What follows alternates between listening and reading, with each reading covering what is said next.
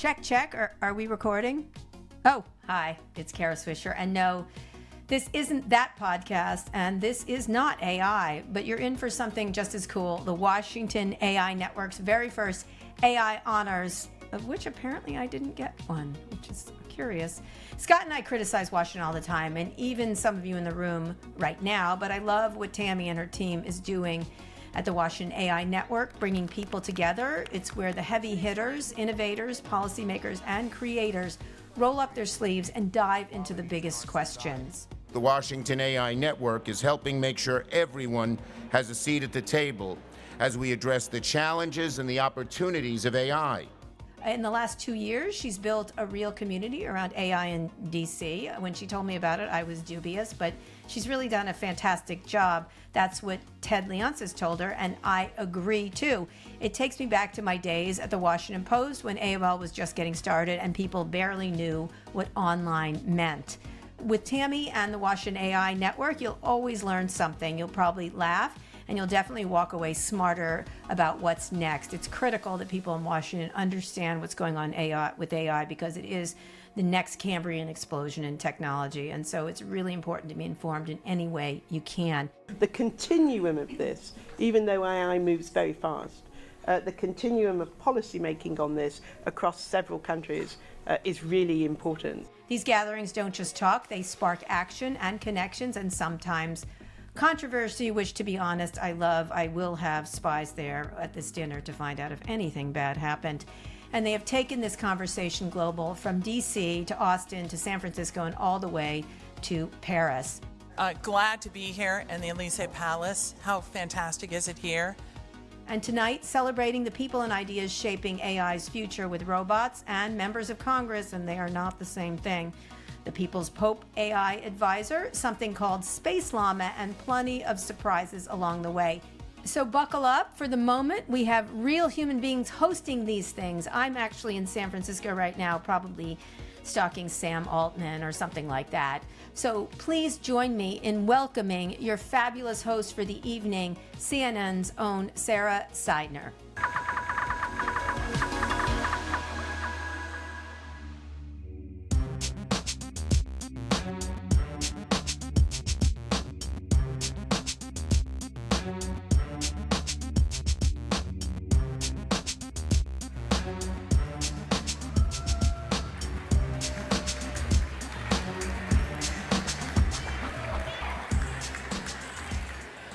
All right, we all know Kara Swisher is the goddess of tech. I am a complete dunce when it comes to tech, but I had better escorts. Houston, we have AI. All right, thank you to Kara, who couldn't be here with us today, and welcome to you to the inaugural AI Honors hosted by the Washington AI Network. Let's give it up for the Washington AI Network. I was just asked if I used AI to prepare my remarks. I did not. However, because I think it's cheating, but I was just told, no, it's not cheating, it will make it better. So I promise I will do better later. I'm sure you all will force me into it.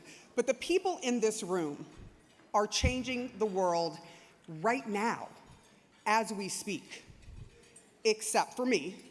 I am here to report on the changes you make and see if the results of your work make our world better or make our world worse. Don't you just love reporters? They're great. One of the frequently cited opportunities for AI is the possibility of a cure for cancer. And as a recent survivor of stage 3 breast cancer, thank you.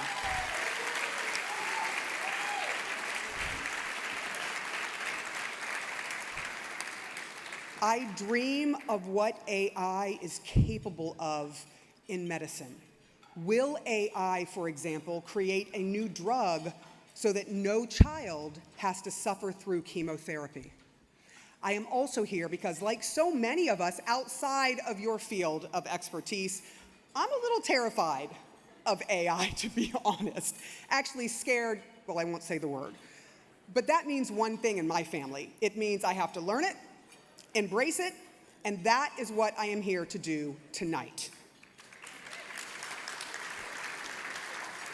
I do have to say that I do keep up with some of the advancements. And this is the advancement in science, but AI can have so many impacts on this. I got so excited as a person who grew up a little bit in California, a lot in Florida, when I learned about the huge breakthrough when researchers at Lawrence Livermore National Lab produced more energy from a fusion reaction. There you are. They were able to produce more energy from a fusion reaction than was used to initiate it. Think about the possibilities with a huge and abundance of clean power. It is a major breakthrough that I don't think that we in the media have talked about enough. But as you wonderful people are creating, I just want to remind you of something that is very important to all of us, I think.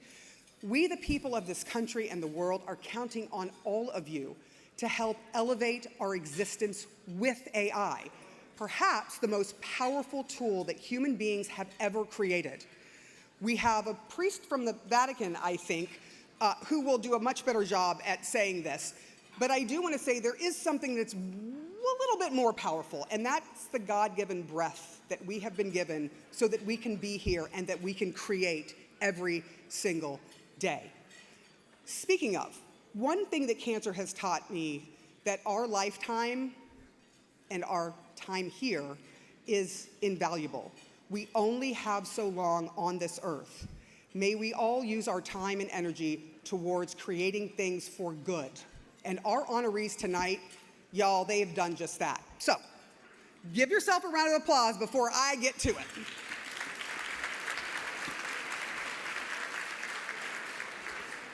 For our first award of the night, we are thrilled to honor an extraordinary leader in tech policy, Senator Todd Young of Indiana. With a keen eye, he's helped guide how AI can serve the public good while keeping America at the forefront of global progress. He's been a key voice in ensuring AI development reflects our common American values, transparency, accountability, and importantly, innovation. From the Senate floor to global forums, his leadership is helping shape AI policy that's as ambitious as the technology itself. His work as co-chair of the Senate AI Working Group demonstrates how thoughtful policy leadership can shape technology's future. I am pleased to present Senator Todd Young with the award AI Impact in Governance. Please join me in welcoming Senator Todd Young to the stage.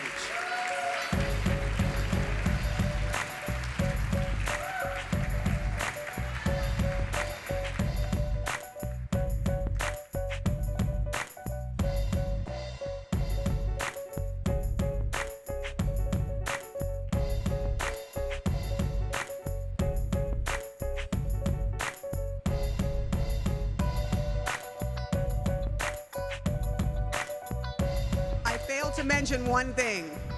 Congratulations to your Pacers. Well, hey, yeah, thank you. And that had nothing to do with AI. Wow, what an amazing event, all these beautiful people. Thank you. Thanks for having me here tonight and for this recognition. On behalf of my amazing team, we accept this award. So we meet here tonight, obviously, at a unique moment in history. Tech power, things like AI, biotech, quantum, drones, and much more, is fundamentally transforming not only our country, our economy, our security, but the very nature of power. The concept of responsible governance, especially when it comes to artificial intelligence, is something I've spent a little time thinking about, wrestling with, even committing to paper. Specifically, how might we ensure that all who share in the blessings of new technologies are joining us to enable a new tech ecosystem that adheres to our Western values, our interests, not those of our autocratic adversaries. And how can we utilize the strengths of our country, and there are many, our ingenuity, the pools of talent we have, amazing researchers, our private sector, our broad and deep capital markets. How can we leverage those to ensure that we make the most of this opportunity. So I lay all of this out in an essay that I wrote early this year. It's a tech power playbook for Donald Trump 2.0. If you have a few minutes, I'd encourage you to look for it on the internet. So I want to leave you with just two main thoughts that are embodied in that essay. One is that the United States of America has to lead. There's just no other alternative. Yes. Yes to the United States, yes to leadership, yes to seizing opportunities that are right in front of our face, but we obviously can't do this alone. We can't allow an adversary like China to dominate AI and the deployment of many of its applications. America has to keep working with our partners to stay ahead.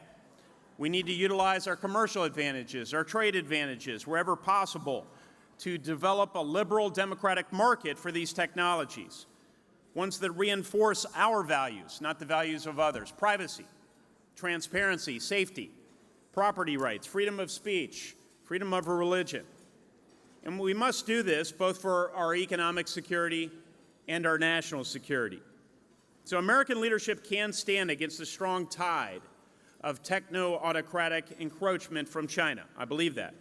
And the second point is that we have to do our best to help all Americans benefit from this technology as well. With the rapid advancement and I expect soon deployment of AI throughout our society, it's important that individuals can both clearly understand the technology, be able to recognize it, and understand how to maximize the use of the technology in their own lives. So I recently joined with one of my very good friends in the Senate, Brian Schatz of Hawaii. Let's hear it for Hawaii. Okay, and Brian Schatz. Yeah. So Brian and I are working together on an AI Public Awareness and Education Campaign Act, legislation we think can help raise the awareness that we think is so important to boost trust in AI as a technology. So with the right plan and the right leadership, America can lead AI innovation. We can be tech dominant in the decades ahead. And in the process, we can enhance the lives of our citizens and people the world over. So we are at a crossroads, and the next few years are going to be key. They're going to be paramount to our mutual goal of establishing and cementing the U.S. as the global tech powerhouse for the 21st century. We must be strategic if we are to compete with a country that can use brute force economics, throwing money and bodies at problems, rather than in a targeted way, crowding people in, inviting in their best ideas, harnessing the best of the Western system. It's going to take all of you in this room and many more to establish common sense approaches to building, to innovating, to giving faith and assurance to our constituents, and to harmonizing our innovations with pathways for allied companies and governments so that we can all benefit. So that's my aspiration. I'm sure it's yours. I stand ready to plow the hard ground with anyone in this room. Keep me in mind. Thanks for your good work, and thanks for having me tonight. Yeah.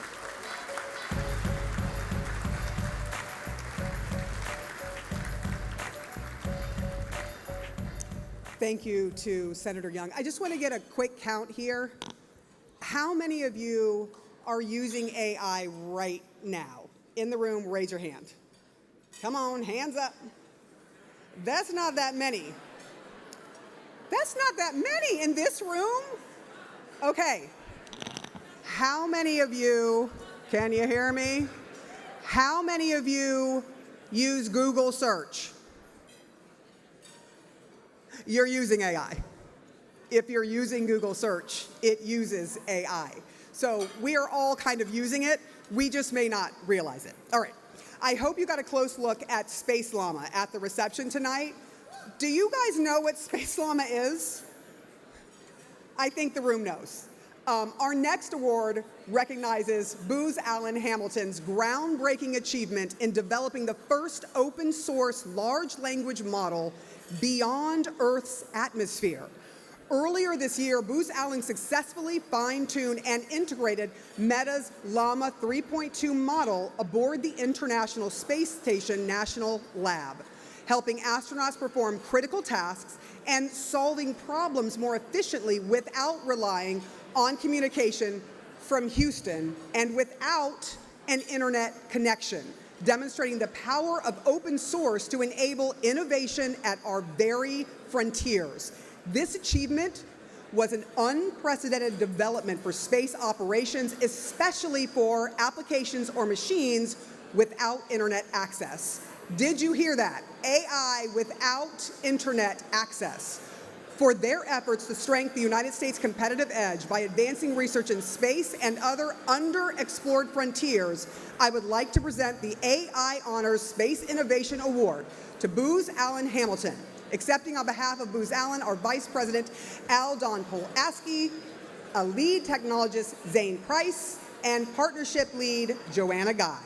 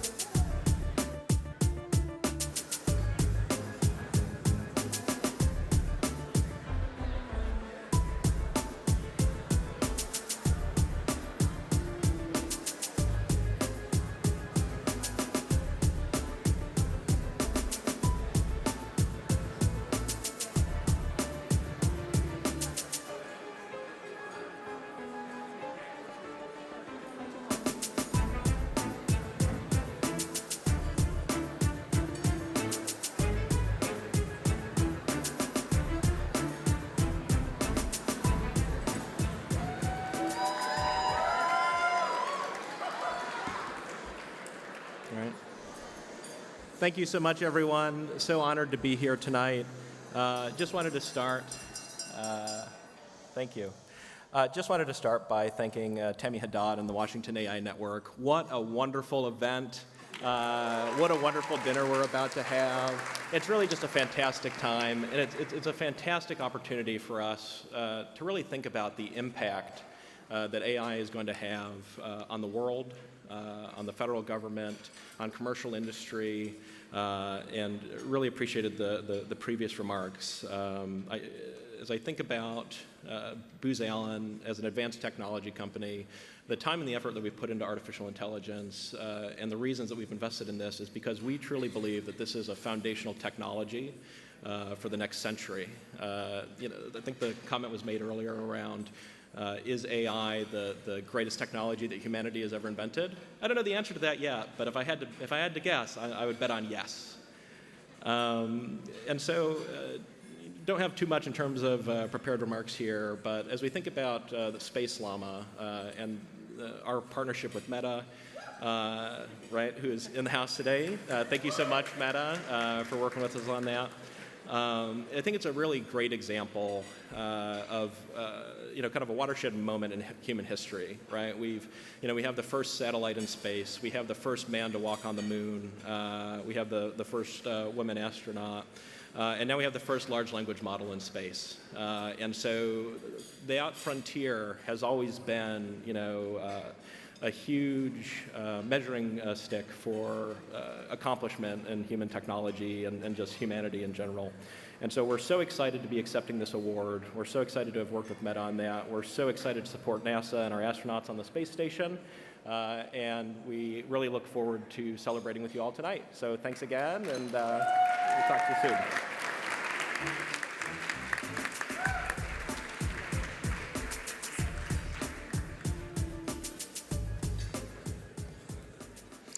All right, our next honoree has played a truly pivotal role in advancing American AI competitiveness from the very beginning. He has distinguished himself as a deliberate thought leader and convener at the intersection of technology and national security in his distinctive role steering the Special Competitive Studies Project, the CSP. And before that, at the National Security Commission on AI, one of the country's very first, by the way, government initiatives on AI.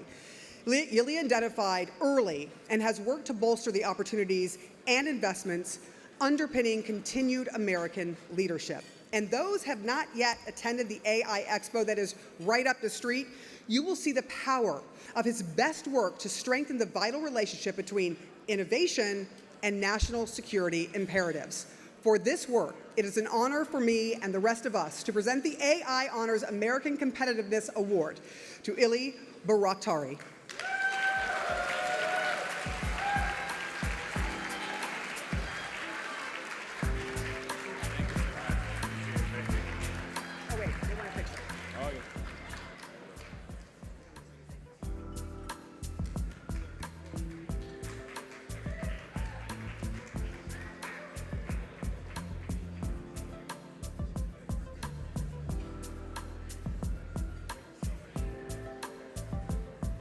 Hi, thank you so much, everyone. First of all, Tammy, thank you so much for the award, for the honor, and for organizing such a distinguished gathering.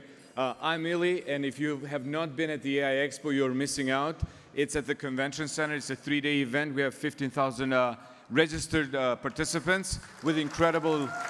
but just quickly, to provide some remarks, in 2018, Congress really had the foresight to create the National Security Commission on AI. So when you think about it, this is before ChatGPT, when our members in Congress and the Senate, and I know Senator Young spoke earlier, and under his leadership, they created a bipartisan commission because they knew there's a powerful technology coming our way that is going to be transformative for generations to come. And secondly, we face a serious competitor in China. So I had the honor to be part of that commission, and ever since then, we're continuing to build a community. When I talk about community, I talk about community of academia, private sector, and government, because we cannot face China any other way except if we bring this community, grow it bigger and more powerful, because we have ahead of us the next 5 years that are going to be transformational when it comes to the technology and transformational when it comes to geopolitical world order. So thank you, Tammy, again. Thanks, everybody. I hope everybody has a good evening. Thank you.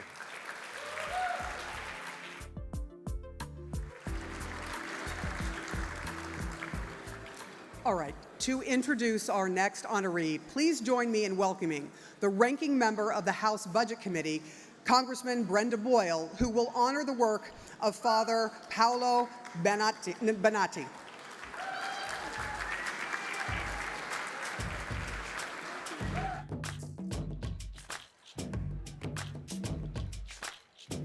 Well, thank you, and in light of our next honoree, buonasera.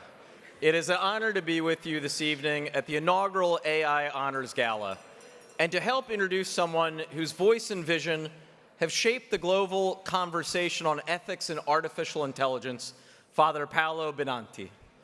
Father Benatti couldn't be here tonight because he's currently in Rome for a meeting with His Holiness Pope Leo XIV.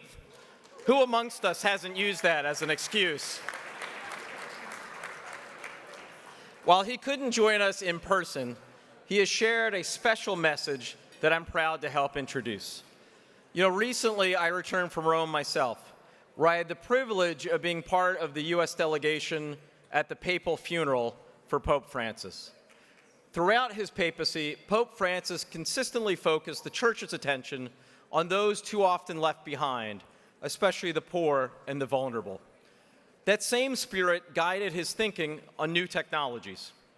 He made clear that as AI advances, we cannot lose sight of our most fundamental responsibility, and that is keeping the human person at the center of these advancements.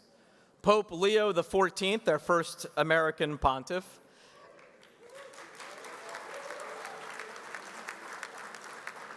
in a spirit of bipartisanship, I, as a Philadelphian, will praise the Chicago Pope. Well, Pope Leo XIV has already made clear that he will continue that legacy of Pope Francis. In these early days of his pontificate, he has reaffirmed the Church's commitment to leading on the moral and ethical challenges posed by AI, ensuring that dignity, justice, and the common good are part of how we shape the future. Father Benanti has been at the heart of that work. As the Vatican's top advisor on artificial intelligence, he's helped elevate a global conversation that asks not just what we can build, but how we should build it and how we should protect humanity in the process. This evening's honor is a fitting tribute to that leadership. We are grateful that this evening, even from Rome, Father Benanti could share a few words with us. So please direct your attention to the screen. Grazie.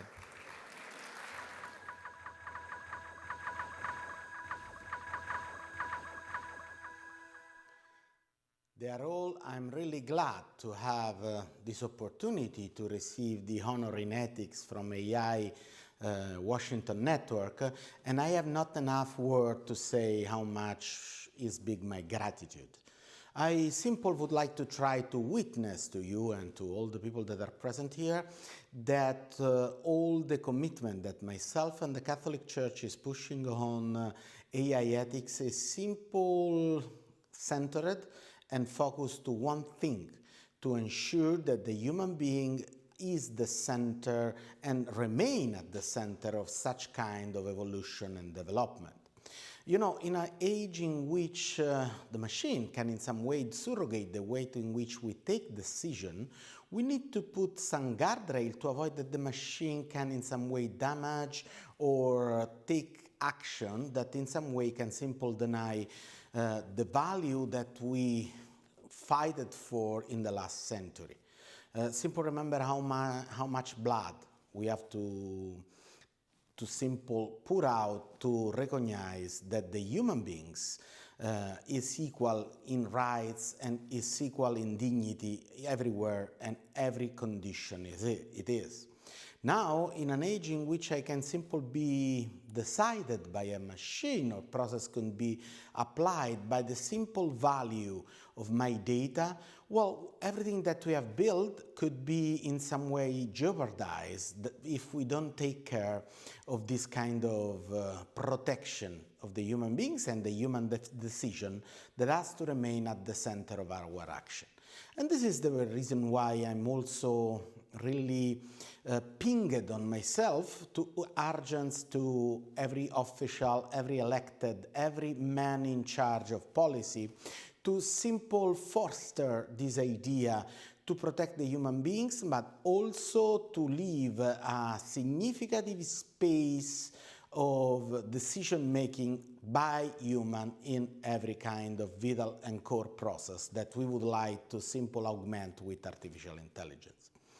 This is the reason why I feel so near to the Washington AI network, and this is the reason why I'm so glad for initiative like that one that we are celebrating this night, because keeping the human beings at the center of our interest is what will protect the core fundamental basis of democracy and today public space as we would like to live and experience on.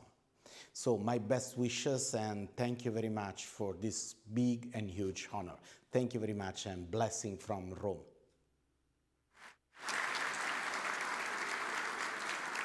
Give it up for Father Benanti. All right. Please join me in welcoming one of the most trusted reporters in national security, Fox News' Jennifer Griffin. And just a quick note, if you think bipartisanship is hard, try being competitive in the media. Things get wild. But as the director of National Geospatial-Intelligence Agency, Vice Admiral Frank Whitworth will be getting our next award. Let us bring up my friend. By the way, when I announced that I had cancer, she contacted me with the kindest words and a great opportunity, and I cannot thank her enough. This is Jennifer.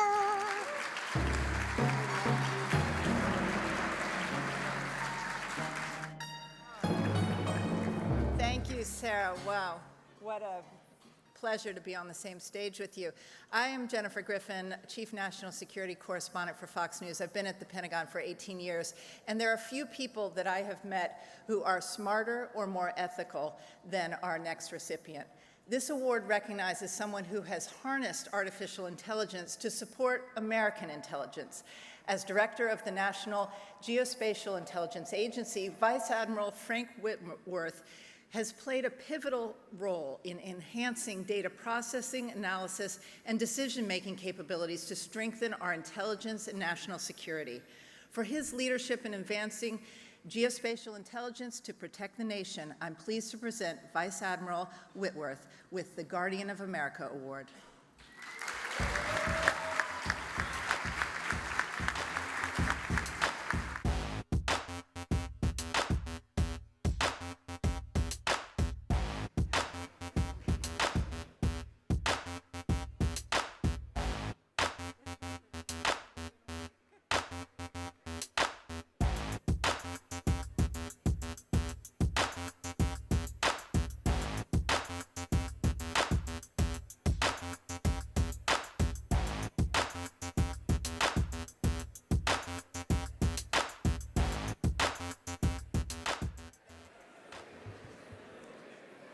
Thank you.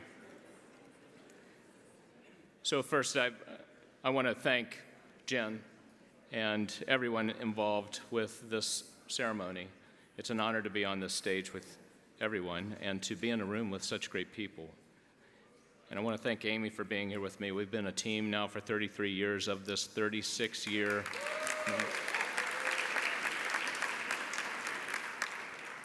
I want to thank Tammy and the Washington AI Network.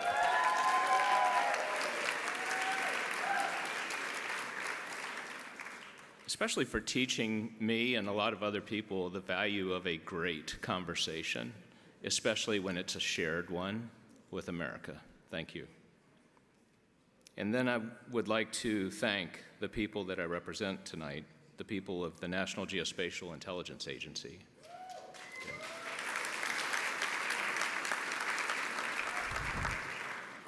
And I'm going to mention two words. One is audacity and the other is humility. And a lot of people don't know much about NGA, but it's an audacious but humble group of people. It's a quiet agency. There are things happening behind the scenes involving targeting, warning, and the safety of navigation. There are people at work right now doing those three things. And who would have the audacity to suggest that they could map the face of the moon during the Apollo series of missions and do it successfully? Who would have the audacity to suggest that they could set what's called the World Geodetic System 1984, the datum on which all navigation is based and is the cornerstone for moving to point A to point B that you have in your very own phones now? Who would have the audacity to render more positive identification calls than any other agency on Earth? And we're talking about, in the laws of armed conflict, that element of distinction. And who would have the audacity to take a project known as MAVEN, which we all know is based on AI in the targeting cycle, and to apply it now into a program of record that just celebrated and learned from its 1 billionth detection just last month, with latency that has improved in 1 year by 80%, and with a user base that is now quadrupled in 1 year. That would be NGA and the people that I represent tonight. But then who would also have the humility to tell me and to tell our leadership it's time to actually acknowledge we need AI to the point, given the increasing number of terabytes coming from space, we need AI to the point that we have a product that literally says, no human touched this particular product. This was generated by AI. You need to be aware of that, and we are releasing that this very week. That's new news.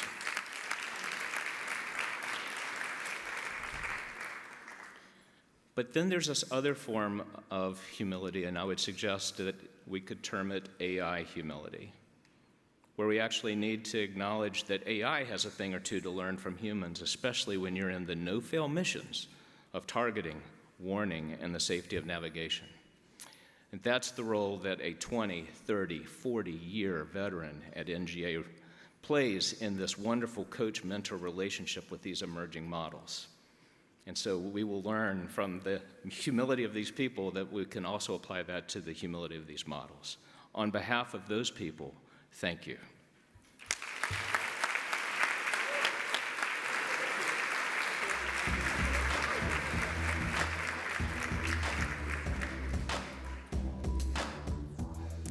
Thank you, Admiral Whitworth. Congratulations. Now, we asked one of America's most beloved patriots to help us present the Bipartisan Leadership Award.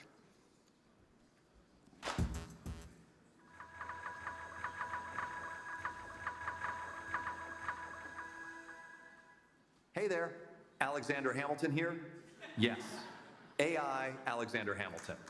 You might recognize me as the guy on the $10 bill or from a little show playing on Broadway. Well, I'm not throwing away my shot tonight. I'm thrilled to be here with you for the Washington AI Network's inaugural AI Honors. As a founding father, I wrote 51 Federalist Papers by hand, with ink by candlelight. It took me months. Everything I have ever written can be looked up now through all of the work that's been done by America's great scientists. Our history is at your fingertips. Made in America, made by many of you in the room. But I do have some advice for you. Work with the Washington AI Network. Because if you want to shape the future, you need to be in the room where it happens. The Federalist Papers argued for a stronger, more capable government in a time of turmoil. Today's leaders are joining forces to navigate the challenges of artificial intelligence and are working together to ensure that AI doesn't get out of hand, like reanimating founding fathers. Now, please join me for a round of applause to welcome the co-chairs of the House Task Force on Artificial Intelligence and the recipients of the Bipartisan Leadership on AI Award, Congressmen J. Obernolte and Ted Lieu. Congratulations, gentlemen. Hamilton, everybody. Congressman, congratulations.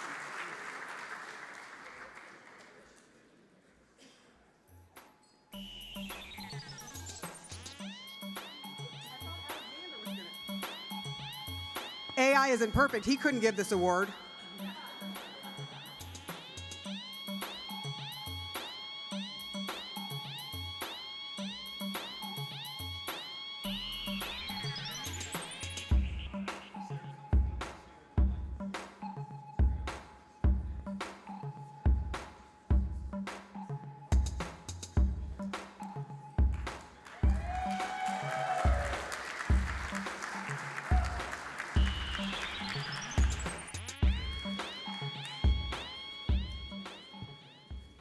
Wow, I love that we get walk-on music.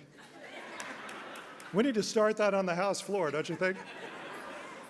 It is an amazing honor to be presented this award this evening, and I am honored by the two words in the title of the award. It's an honor to get an award for AI leadership, but it is a special honor to get an award for a bipartisan leadership in AI.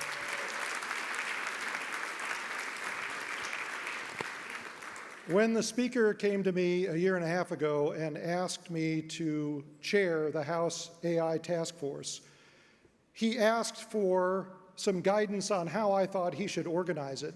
And one of the things that I emphasized was the fact that there is nothing partisan about the regulation of artificial intelligence.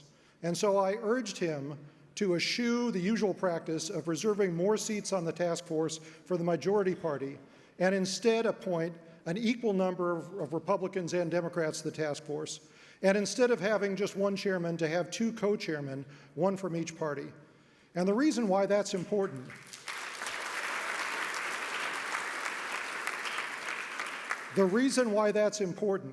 is because the number one thing we need to create is a regulatory system that is durable.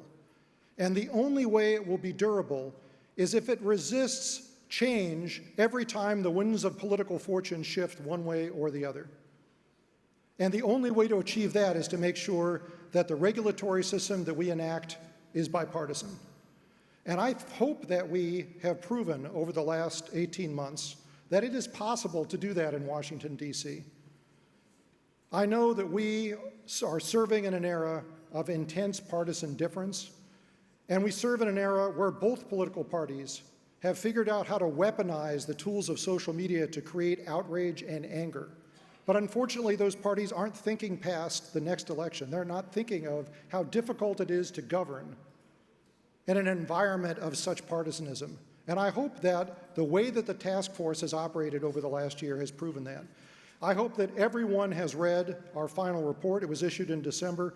It's over 270 pages, over 60 key findings, and 85 different concrete policy recommendations that we believe, if enacted, would achieve the balance that we need to achieve between, on the one hand, protecting Americans against the malicious use of AI, but on the other hand, creating a regulatory environment where AI can flourish and innovation and entrepreneurialism can flourish in this country. And if you want some optimism about the fact that Congress is up to this task and we can do it in a bipartisan way, think about this. That report was unanimously approved by all 24 members of our task force, as well as the Speaker, as well as the majority leader, or the minority leader. And you should see what was left on the cutting room floor. Okay, we only picked the things that we knew everybody can agree on. And if you look at our report, I think you will see the bones of a comprehensive federal regulatory system for AI. But the stakes are high. This was just the planning phase. Now we're moving into the implementation phase. And we intended that report and the policy recommendations that we made to serve as a to-do list for future Congresses, starting with this one.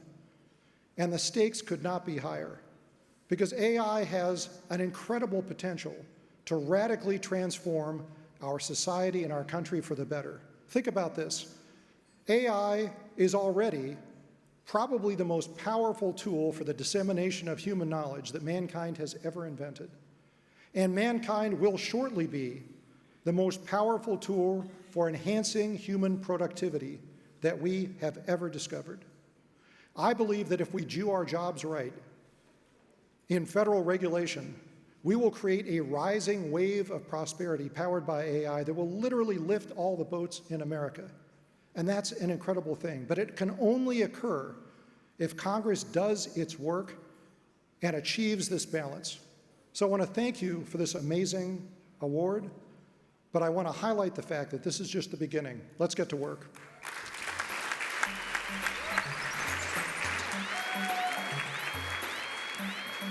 Oh, good evening. Let me start off with some advice for Mr. Alexander Hamilton, if he's listening. I highly recommend you do not go to New Jersey and engage in a duel with Aaron Burr. That would be a really bad idea. So honored to be here. Let me thank Tammy for her leadership and work with the Washington AI Network. And as many of you know, she's been on this AI issue. She's been doing her Washington AI Network podcast since August 2023. So thank you for your leadership. It's a joy. It's a joy and honor for me to work with Congressman Jay Obernolte on the Bipartisan House AI Task Force. And you don't have to read all 270 pages, but there's a really cool executive summary at the beginning that you can read. And let me just highlight how quickly AI is moving. It was only about 2.5 years ago that OpenAI stunned the world when they released ChatGPT worldwide. And in just that short time, as you know, that was a text-to-text platform where you would ask a question, such as, why was the Battle of Midway so important in World War II? And it would give you this beautiful essay that you turned into your history professor. In that short time, we now move from text to video, so mobile applications where you can write a text prompt and generate pretty much any video you want up to your imagination. You have video to text.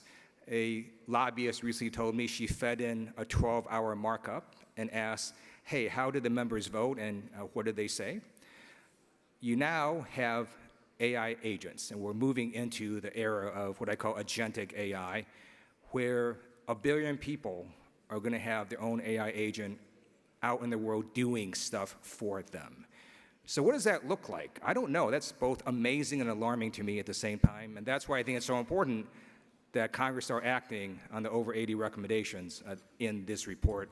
And it's not easy to get 24 bipartisan members to agree on over 80 recommendations, but we did that. So let me sort of tell you a little bit of what I think might be an easy way to think about regulating AI at the federal level. And to me, there's sort of two analogies. One is, think of a large ocean of AI and this small lake of AI. And a large ocean of AI is all the AI we don't care about. So if your smart toaster messes up on bagels over wheat bread, we don't care about that, right? So it's a small lake of AI that we might care about. And why might we care about it? I'll give you 3 buckets. AI that can destroy the world, AI that can kill us individually, and everything else.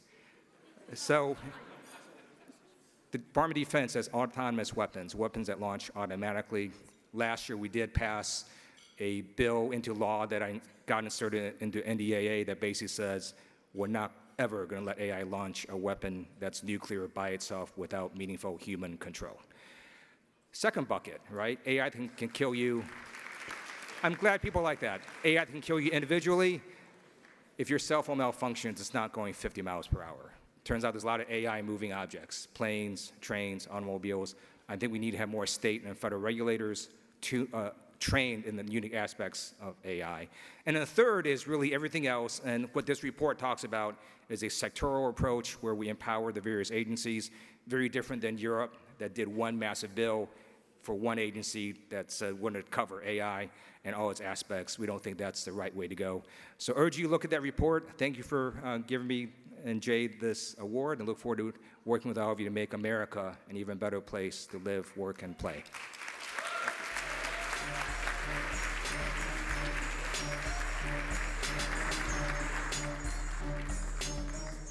I do want to shout out something. Notice that both of the Congresspeople are from California. So the East Coast, West Coast feud has now been started right here. The first inaugural one goes to California. Where are you? New York, New Jersey, New Hampshire. We're going to wait for you for next year. All right.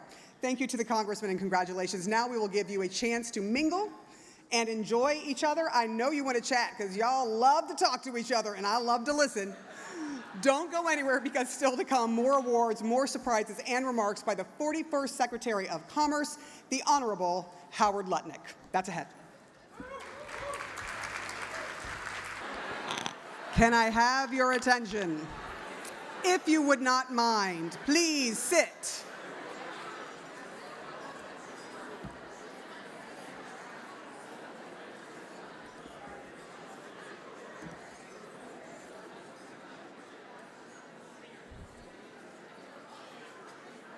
We are about to start the rest of the program tonight, and then we dance.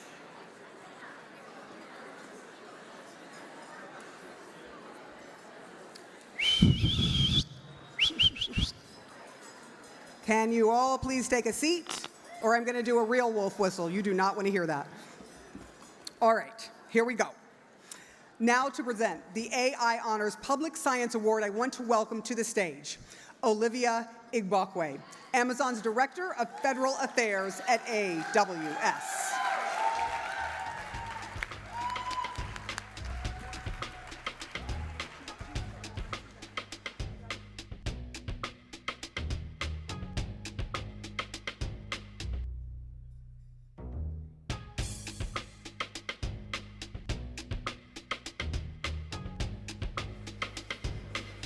Hi, everyone.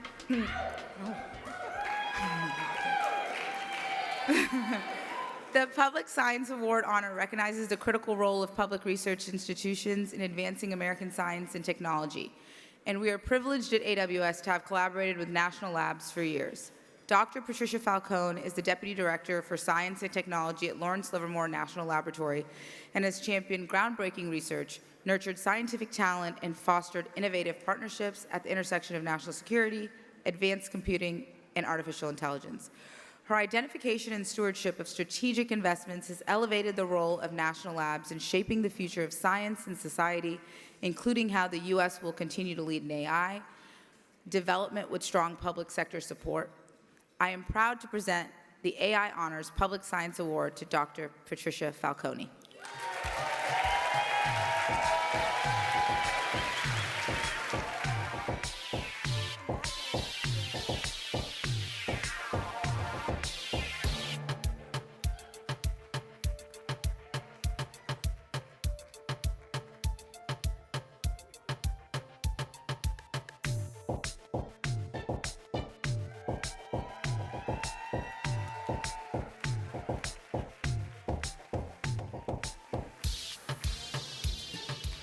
Thank you, Olivia, and thank you to Tammy and the Washington AI Network. It's a terrific honor to be here tonight to talk about artificial intelligence and to tell you a little bit about all the many colleagues that I have the great privilege of working with in one of the Department of Energy's national laboratories. It is really fun as a scientist and an engineer. I'm actually trained as an engineer, but we know that what engineers really do is applied science. We're all doing science and engineering to work on problems of importance to the nation, and that's what we have the privilege of doing, and working on the big problems. We focus on national security, on nuclear security, but that also includes how do we think about resources, how do we think about climate, how do we think about the availability of materials. Artificial intelligence is really a big part of what we do in every way. We're in the business of trying to understand it. How does it work? How is it being used? We're in the business of contributing to artificial intelligence with new algorithms, with new science. We're in the business of partnering. This is not something that people do off to the side, and it's really been a great privilege to have closer partnerships with the strong industry that we have in the United States, including, of course, Amazon, but the many partners that we saw today. I was all day at the AI Expo and yesterday, and what a terrific mix of partners, all sorts. Of course, the big industry partners, but the scientists, the academics, and the users, and then the folks thinking about how it can be applied and how we don't want it to be applied. So being a part of that mix, what a great event the Expo has been. But in our own work, in addition to contributing, we also, with the partnering, are trying to apply AI for a lot of our important missions, trying to understand how it can help us do science better. You've heard about our lab in fusion. We use it to try to do more fusion experiments, to understand the processes, and to bring along energy in the future.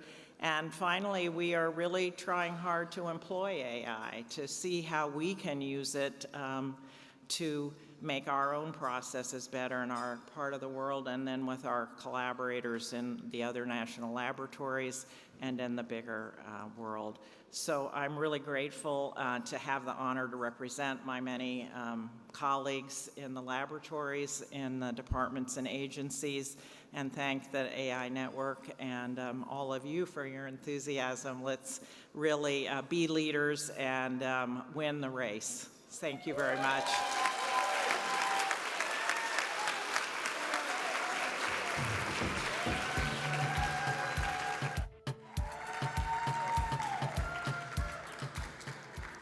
Thank you, Dr. Falcone. You've got a lot of fans somewhere over there. I'm assuming there's some AWS folks, some Lawrence Livermore Lab folks. It's awesome. All right. Now I am pleased to present tonight's final award, the inaugural AI Visionary Award. This award recognizes a leader whose work today is shaping tomorrow, a visionary at the forefront of AI research and adoption under Jack Hidary's visionary leadership.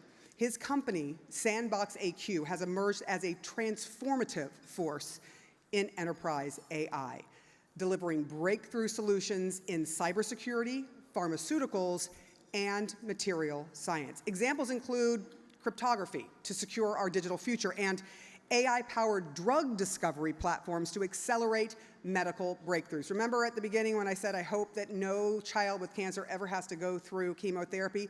Their work, this kind of work, can literally change the way that we experience things like cancer and hopefully eventually help to cure it. A serial entrepreneur and technologist, Jack exemplifies the spirit of innovation that drives the AI revolution forward.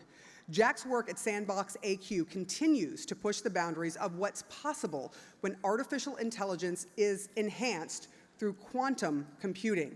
Ladies and gentlemen, for his groundbreaking work to integrate frontier technologies for people and enterprise solutions, it's my great privilege to present the inaugural Visionary Award to the CEO of SandboxAQ, Jack Hidary.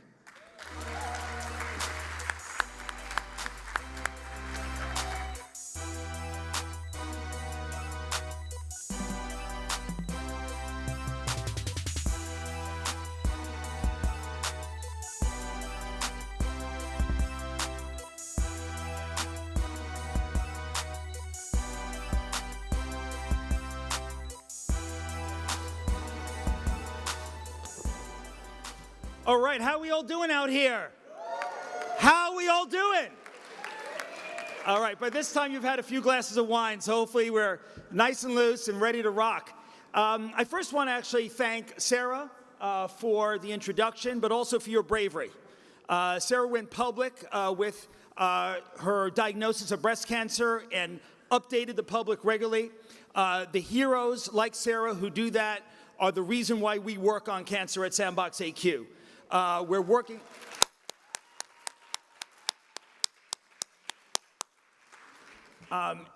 Recently, another incredible woman, Ruth Perot, went public with her cancer story, twice facing breast cancer, as you have. And these women are the brave people that inspire us and make us do the work we do at Sandbox. So thank you so much, Sarah. Thank you to all the women out there who inspire us. I want to first give a shout out to my fellow awardees.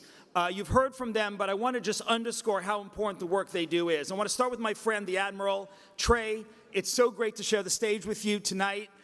Trey is one of the most accomplished humans working in government today, working in the intelligence space, but also the most humble. If he didn't have to come tonight, he wouldn't have come. But we forced him to come to recognize the work of the NGA, to recognize his incredible decades of work. And Trey, I just want to thank you as an American for the work that you've done and the work you do to keep us safe. I want to thank all the members of Congress. I was actually very touched by Jay and his remarks and Ted Lieu about the bipartisanship. It doesn't happen every day, and it's really important in AI. I think they're absolutely correct. If we want AI to stand the test of time and for us to be the leader in the world, for U.S. to be first in AI, we need this kind of support from both sides of the aisle. So thanks to all the members of Congress, Congressman Fong, who's yet to come, and others. Thank you so much to the Senator, Senator Young. I want to also recognize Illy, my friend, who puts on the AI Expo. Incredible work, 15,000 people. Illy, thank you very much. And to Director Pat Falcone, I was on the board of NREL, another national lab. The work of our national labs is absolutely critical to the competitiveness of the United States of America. It's as important as the work we do with the Pentagon, the NGA, and the others. Thank you, Pat, so much. And thank you also, thank you, Pat. And also the private sector. Great to see Booz Allen, Hamilton, Meta, and others working so hard with public partners like NASA to make sure that we can bring AI to all corners of the earth and up in space. I want to address, if we can just have quiet just for 2 minutes, just in respect to the work that we do for all these people, I want to just address 2 areas. One is medicine and one is defense. In medicine, I talked about cancer first. We're also working very hard on neurodegenerative diseases. Right now, when we look at our world, we look at our society, unfortunately, every one of our families here is being or will be touched by Alzheimer's, by dementia, by one of the neurodegenerative diseases. The good news is we're living longer, but the challenge is that as we live longer, we're going to be hit by one of these conditions.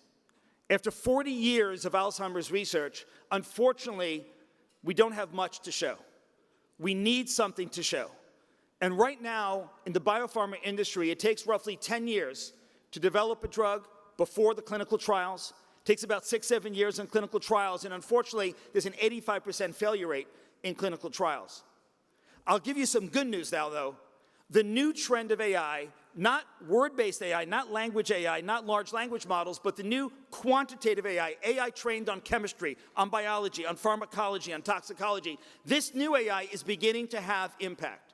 The work that we and others are doing with partners at the Memorial Sloan Kettering, at UCSF, at other large institutions, with hospitals, with drug companies and others, is starting to have an impact.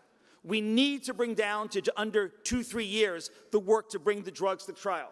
We need to take the 85% failure and flip it to 85% success.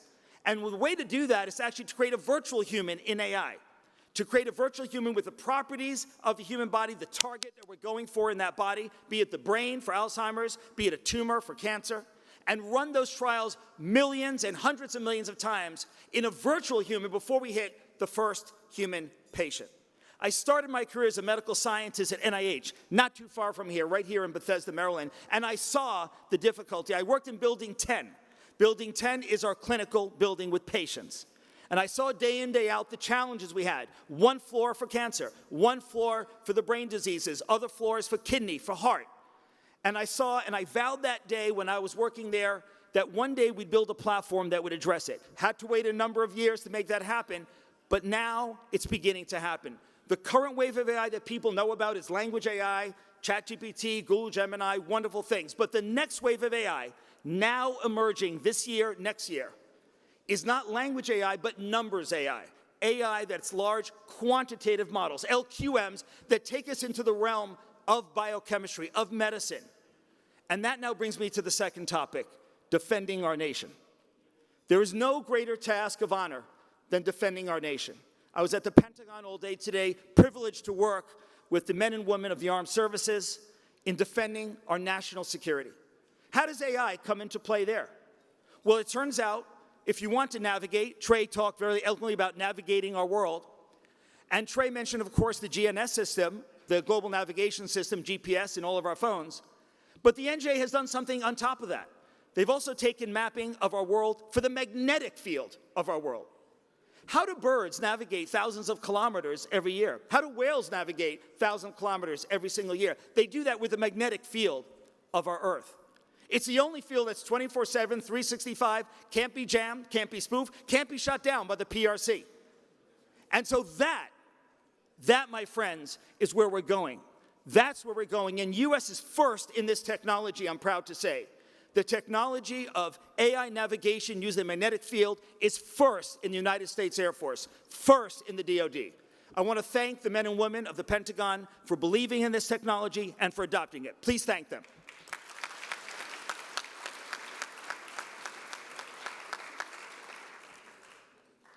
And you can be sure that in a kinetic situation, and our Secretary of Defense just said this a few days ago in Singapore at the Security Forum, that we have to be prepared to fight tonight. We have to be prepared to fight at any moment in the Indo-PACOM region. Admiral Paparo and other partners there are getting ready to make sure we can prepare to defend freedom in all areas of the world. And this technology gives us asymmetric advantage. That's what we need to make sure we beat our peers and near peers, is asymmetric advantage. But it doesn't just stop with navigation. When we think about kinetics, when we think about our planes and UAVs, making those planes and UAVs and tanks out of lighter weight materials, but still as strong, that's a material science breakthrough. That's not so much a task for a language model, but for a model based and built on the physics and engineering of our world. This LQM technology, large quantitative models, can bring us to a new world, complementary to large language models, working side by side with OpenAI, with Google, with many others, with these models. This is what will take us to the future. So defending our nation, preserving national security is absolutely critical. And these two kinds of AI coming together actually allow us to make it happen. I want to thank Tammy Haddad for the incredible work she's doing in the Washington AI Network.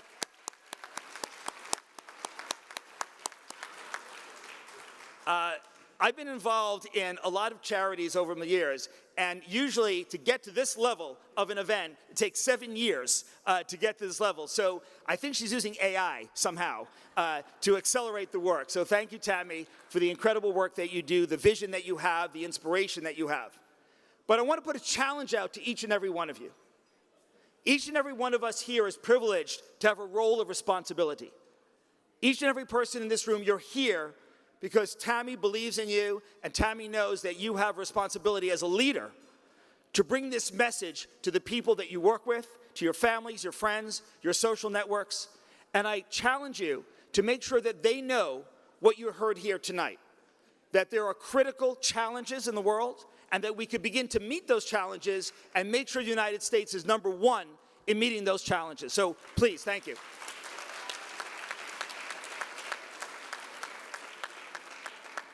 I was very happy Alexander Hamilton showed up here tonight. It was great to see him. I haven't seen him since the Broadway show, and I've seen it 3 times now, so it's definitely very good. But I do want to leave with just one message. It is important right now that each of us take on this mission about how we use this technology in a very positive way. I know there's a lot of fears out there. People are wondering where AI will take us. People wondering about society, so on and so forth. And we understand that, and we need to address those. And again, I thank the members of Congress for really good guidelines and for this administration for having a forward thinking on this. But it's also important that we embrace AI right now and really imagine and bring a future forward.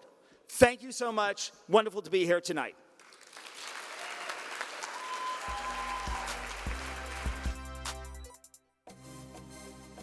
Ladies and gentlemen, that was your TED Talk and your masterclass all in one. You're welcome. Thank you to Jack, an amazing speaker. That's right. You tell it. That's right. All right. I would like to invite on stage now the architect of tonight's extraordinary gathering, a person who never stops asking, what's next? And what can I do for you? When it comes to technology in the future. In a town of often divided, she has the rare ability to unite innovators and policymakers under one roof to have these timely conversations. Ladies and gentlemen, please welcome to the stage the founder of the Washington AI Network, Tammy Haddad.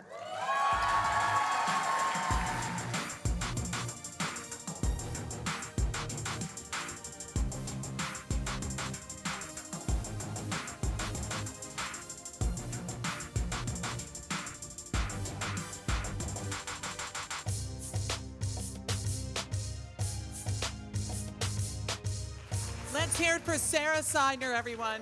Thank you so much. What a great host. Fantastic job. Thank you so much. We love you, and we'll be watching you tomorrow morning. She's taking the train back, so thanks so much. Not the train. We sent her in a car. And thank all of you for being here tonight. It's a privilege to highlight the work of this community. The AI Honors would not be possible without our incredible sponsors, beginning with premier sponsors Amazon and Meta. Thank you very much. And thanks to all our table sponsors, AMD, Bloomberg, Booking Holdings, Flex Association, General Catalyst, Global Wind. You can cheer for your people. Come on now. LinkedIn, Microsoft, Noble Reach Foundation, Omidyar Network, OpenAI, Public-Private Strategies, Rhino AI, thank you, Salesforce, and TikTok. Come on now. Now our friends of the AI Honors, IBM, Original Strategies, Scale AI, and Silverado Policy Accelerator. Thank you so much. And Uber, thank you, our rideshare partner. Thank you so much. Their support reflects the broad coalition necessary to foster the dialogue around navigating AI's big challenges and greatest opportunities. I'm going to give you all a round of applause. And thanks to many other friends and supporters here tonight who understand that collaboration drives progress. Special thanks to the great Helen Milby. Helen Milby, stand up, please. Best partner and cheerleader. Thank you, Helen. The Haddad Media team has worked for a year to write the AI Honors story. Stand up, guys. Special thanks to the whole team. Chloe Audio and Philip DeFore and his team. Didn't they make this beautiful?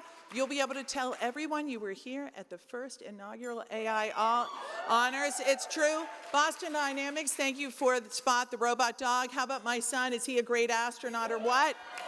Anyone here from NASA? He just got a business degree at the University of Maryland. He is available, and that's for everyone else here too. And also Ben Popkins available too. He was the other astronaut. And a special thank you to Paul Jaski, who I think some of you know, Jamilo AI's Enterprise AI video engine that created the AI earlier tonight. Alexander Hamilton, how much did you like that? Booz Allen right now is trying to figure out their own and getting it up on the space station. Anyway, they are launching this fall in partnership with some of the biggest names and organizations in media, sports, and the public sector. And now, look what I have.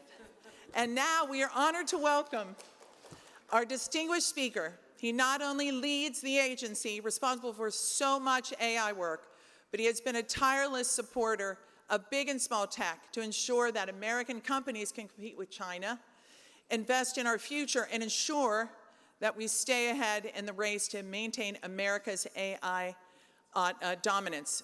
Ladies and gentlemen, to give this evening's remarks at the first ever AI Honors, please join me in welcoming the 41st Secretary of Commerce, the Honorable Howard Lutnick.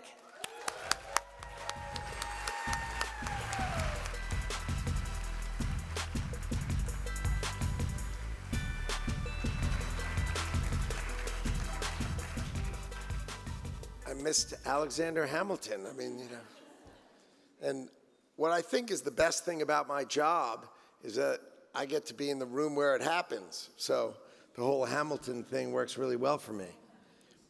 Well, it's an honor for me to be here tonight for the inaugural AI Honors. So our AI initiatives are really focused on promoting innovation. You all know that we rescinded the, what's the term, odd AI diffusion rule. I mean, I led the delegation to Auschwitz for the 80th anniversary of the liberation of Auschwitz. And I'm there, and the Prime Minister of Poland hunts me down to talk to me, and when I see him, he says, "What did Poland ever do to America that we should be a Tier 3 recipient of chips?" And the answer was, "I have no idea. I thought they were a member of the EU, and that there was really no difference between Poland and the other countries." It seemed an odd differentiation, randomly selected, insulting to many, enhancing to few, and illogical. So, we put out another model, and I'll give you the idea, and I'll talk to you about it a little here today. So the model that America has now under the Trump administration is an embrace your allies model with respect to AI. So let our great allies participate with us in the AI industrial revolution. Let them buy our chips, let them invest in data centers, and here's the model. The data center has to be operated by an approved operator. Now, obviously, those approved operators, there'll be all the large US hyperscalers, of course, but other companies can apply, and they can be operators as well on a smaller scale if they wish, but only operated by great American companies.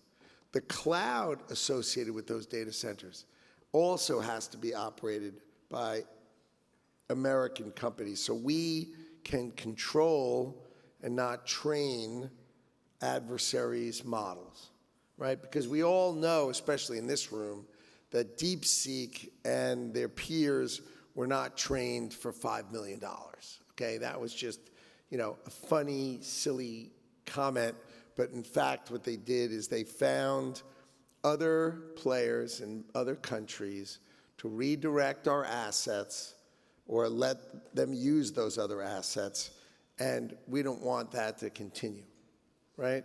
The fact is that our adversaries are substantially behind us, and we expect to keep them substantially behind us, but we want to bring our allies onto our side. We want to be less restrictive and more embracing so that the AI industrial revolution can live and breathe successfully across our allies' framework. Let them all come and be part of our side of the equation.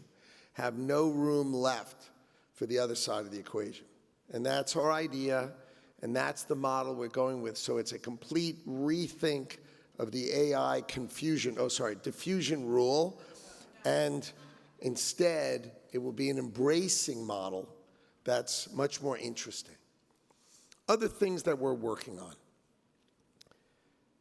America had an industrial policy under Biden that didn't seek what we were weak with, right? We don't make our own silicon wafers.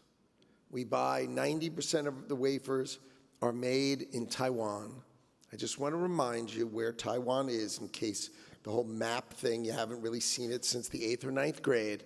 Taiwan is 81 miles from mainland China. And as a comparison to Washington, D.C., it's about 9,500 miles from Washington. So we're 9,500 miles from Taiwan. They're 81 miles away. And we've managed to allow 90% of chips, of wafers, to be made in Taiwan, right? So that just seems illogical. So the first move that we made once I became the Commerce Secretary was to sit down with TSMC and convince them to more than double their investment in America. So they increased their investment. They had committed to $65 billion, and they increased that investment to $165 billion. And $165 billion will produce 1.2 million wafers that goes against our demand for leading-edge wafers of 10 million. So while politically it sounds rah-rah that we got a $165 billion investment in America, which is great, and produce 40,000 construction jobs and 20,000 long-term jobs. I mean, these things are really good, but to solve our risk, it is just the beginning. The fact is, what we need near term in this administration is it possible for us to get to 5 million wafers? And I think what you're going to see is an all-in government focus on solving for the issues that we have left open, that the prior administration did nothing about, and have left the United States of America open or illogically positioned from where we should be. We should be able to make 5 million wafers to take care of ourselves. So if we ever had a war, we could protect ourselves. Because there's a simple way to think about it. If you don't make drones and robots, someday you will be a vassal state to other states that make drones and robots. You can imagine someone attacks you with 50 million drones and you don't make them. That's just not a thing that can happen. So we need to protect ourselves. We need to be thoughtful about ourselves. And the reason I'm telling you this is because I'm pointing out what we've done wrong, and I'm pointing out that we are on it. Another example would be pharmaceuticals. We all learned during COVID the whole supply chain issue. Well, too large a percentage of our pharmaceutical ingredients, it's called a KSM, key starter material, but it's basically just ingredients. Too many of those ingredients are produced by our adversaries. An adversary is someone who doesn't wish us success, roots against us, and roots us harm. So we need to make sure that we, America, are capable of taking care of ourselves. We need to make sure that our ingredients are here. So we need to produce wafers, we need to produce pharmaceuticals, and we must win the AI race and the quantum race. These are not things that are open for discussion. These things are required. So the third thing this administration is going to be focused on is building another terawatt of power in the United States of America, right? We have about 1 to 1.1 terawatts of power in the United States today. And it is the administration's goal that we are going to focus on, can we produce another terawatt of power in the United States of America? And one of the ways we're going to do that is we are going to allow these giant AI data centers and this group knows better than almost any other group, the power necessary to drive these data centers is awesome. It's awesome the amount of power they draw. And it can't be that the United States of America is balancing its citizens operating their refrigerator or a data center. That is just not a practical solution. So the practical solution would be to allow data center operators to build their own power generation sites adjacent to their data center.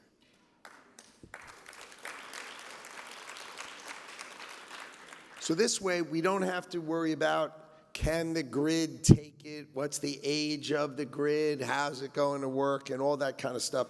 We can simply let the users of power build their power and keep that together, and that will allow the investment we make in AI to be powered by the same people who make that investment and duplicate the power of America. And that's how, in total, we can then have a distributed power model which will allow America to seek and succeed in the AI race, right? We have to unleash the innovation of America, unleash the power of America, and unleash the innovation of America. And that is the key to where we are. So you're going to see, under the Trump administration, the largest foreign direct investment in the history of this country. Trillions and trillions of dollars have been committed to building in America. They're going to build data centers, but we're going to reshore manufacturing. Now, what kind of manufacturing are we going to reshore? We're going to reshore advanced manufacturing. We're going to have advanced automated manufacturing and robotics. And why can we do that? The reason America can seek to reshore these industries is because we will have the AI tools to operate the robotic automation to build in America. So it's the combination of the things you are thinking of and manufacturing technology and robotics manufacturing all coming together over the next 2, 3, 4 years that will allow America to start to manufacture an advanced manufacturing, right? We're not going, yes, we are not going, I love when the press says, well, are you going to bring every T-shirt manufacturer to America? I'm like, really? Really? These are the kind of questions you have to answer. We are going to bring back advanced manufacturing to America because that makes sense, right? And I'm going to need the people in this room to be the drivers of that outcome because America needs that outcome because we are going to train millions of Americans in what I'll describe as tradecraft because we need technicians who can do closed-loop HVAC systems and cooling systems. We need electricians. We need robot technicians. We need manufacturing. We need to build and operate the greatest automation build in the history of modern mankind. And that is coming to America, and that is part of what is going to drive, it's going to drive America. So we're going to focus on making sure that America is the leader in AI. So I've renamed, because we're rethinking the AI Safety Institute, because AI safety is sort of an opinion-based model. And the Commerce Department, right, and NIST, right, the National Institute of Standards and Technology, right, we do standards. And we do, most successfully, cyber, the gold standard of cyber. So let's embrace what we're great at. And we are announcing the Center for AI Standards and Innovation to be the standards.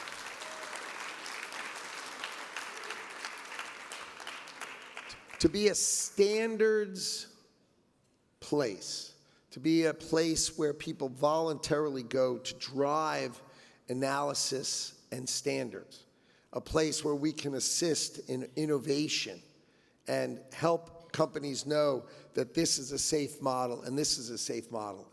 And as Jack said, as we move from large language models to large quantitative models, and we add all these different things, you want a place to go where you say, has someone checked out this model? Is this a safe model? Is this a model that we understand? How do I do this? And we're not going to regulate it.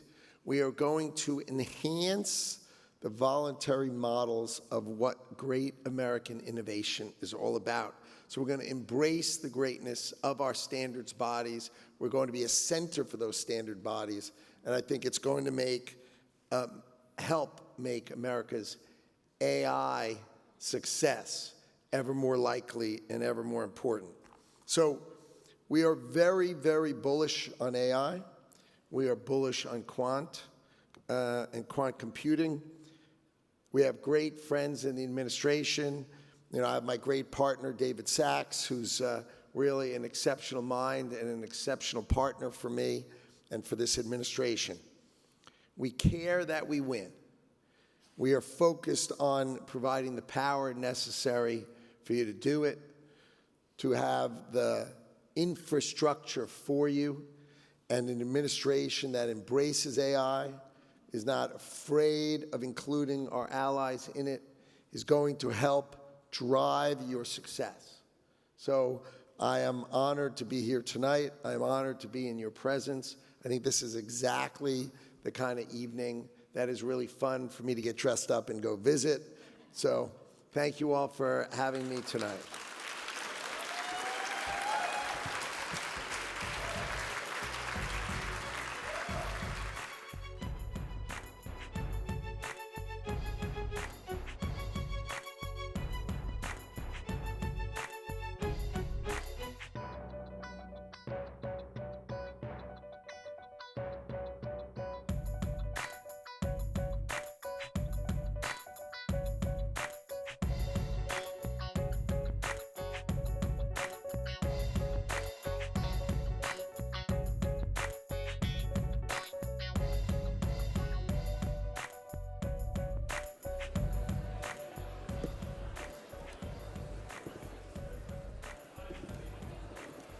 Please join me in thanking Secretary Lutnick. Secretary Lutnick, thank you for coming over.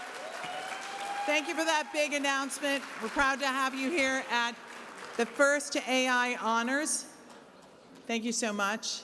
The future of innovation, AI innovation is bright, and it's in excellent hands, the folks in this room. On behalf of the Washington AI Network, congratulations to the honorees, and thank you all for joining us. We look forward to seeing you at next year's AI honorees. Who's coming?